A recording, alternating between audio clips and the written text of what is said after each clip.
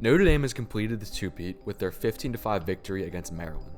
While Maryland had us all questioning Notre Dame's validity in the first 5 minutes of that game, that quickly changed. Notre Dame went on to bombard McNaney with shots, leaving him with 0 saves in the first half. It felt as though Notre Dame was scoring every single possession they got. Notre Dame's defense stonewalled Maryland's offense, starting with Entenmann and Cage. Maryland tried to attack Notre Dame's D-mids following their success against Virginia, yet quickly they learned that Notre Dame's D-mid group was much more talented. Offensively, the Kavanaghs stole the show with Chris dropping 5 goals and Pat operating behind, tallying 6 assists. While Ajax was able to stop Pat from going to the cage, his teammates couldn't stop ball watching. We can't forget to mention the absolute depth of this Notre Dame offense as it ran 3 midfield lines the whole game that all produced points. Today I'm going to go through the film and show the little things that makes Notre Dame so good. Before we go any further, if you learn anything from these film breakdowns and want more, visit Lacrosse to get your own film analyzed. Your film will be critiqued in the same way we critique the pros and college stars. Due to an influx of orders, the price will be going up next week, so order now. We also just released our free newsletter on the website where you receive a lacrosse tip each week. Again, that's lacrosse.com for your very own film breakdown and our newsletter. Let's get back to the video. Terps were in this situation a couple of years ago in the semis. They had a delay of 3.5 hours against Princeton. Taylor bottled up near the crease. Angrick shoots. Notre Dame up the board. Busenkill dodged down the alley hard and gets a significant step on his man. The slide hedges, but does not fully come. This plays into Notre Dame's advantage. Since the slide hedged, the 2 slide fully collapsed down on the crease, leaving the backside wide open. Generally, if this slide was sent, Busenkill wouldn't have free hands to make this pass, but since Maryland was hesitant, he has time to skip the ball. Ajax cracks down on the backside to try to salvage the play. Under this double team pressure, Taylor is somehow able to possess the ball and get it to X. Busenkill now has the ball and understands that if Taylor was double teamed, someone has to be open.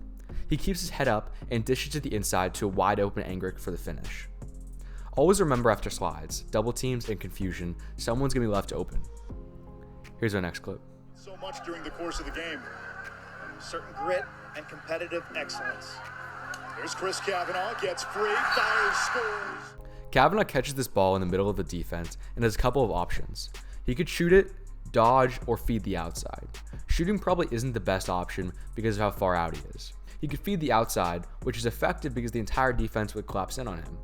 But he decides to dodge. He understands where the pressure is and has to move away from it. The thing is, the farther he moves away from the pressure, the less angle he has.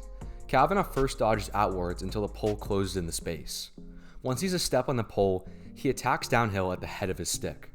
The defender has no leverage at the end of his stick, so this is where Kavanagh attacks.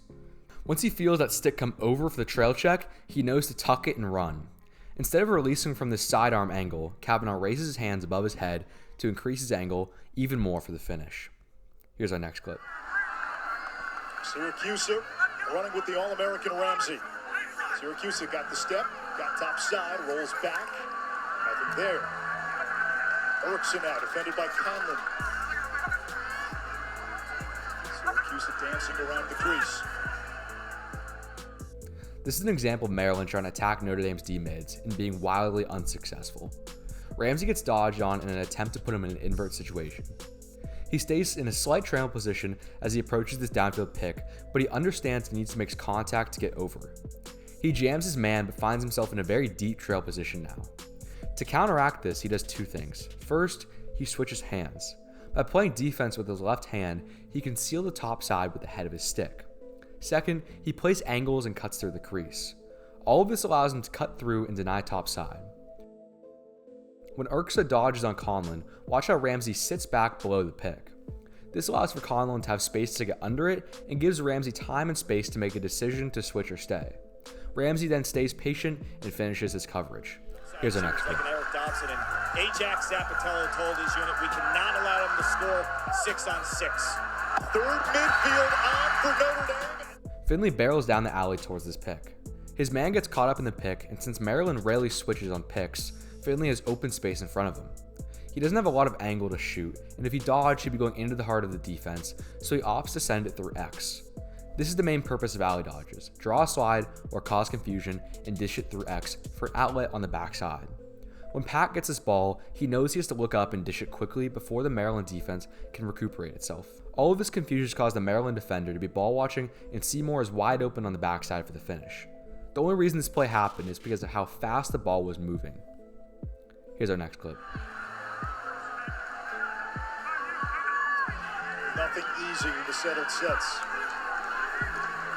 Maltz shovels to Spanos. Pinballs off Valacqua. 15 to shoot. Feeding inside. Shot altered. The first thing I like here is how Alaka extends out to the box on his matchup. By extending his approach out, it gives his teammates more time to prepare a slide and see which way the Dodger is going before he's a shooting threat. Alaka sends his man down the alley and on the flip sees that Donovan is trailing behind. He makes it an executive decision to switch instead of staying on his matchup. This shows Notre Dame's trust in all of their players to guard anyone on the opposing team. Alaka throws a heavy seal on Spanos and continues to deny topside.